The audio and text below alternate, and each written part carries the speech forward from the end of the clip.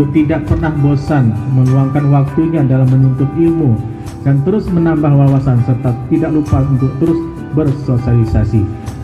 Dan kepada mualim dan mualimah untuk terus membimbing anak-anak kita agar menjadi manusia yang berkepribadian Islam, yang dengan ilmunya dapat menjadi membalik Islam dalam masyarakat sekitar melalui ilmu dan amalnya.